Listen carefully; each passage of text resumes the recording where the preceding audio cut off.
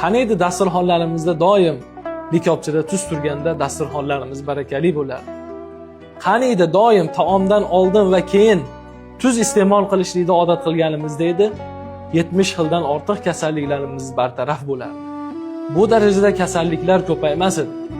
Chunki dasturxonda doim tuz turishligi barakotli bo'ladi va kasalliklarga shifo bo'ladi. Nimaga?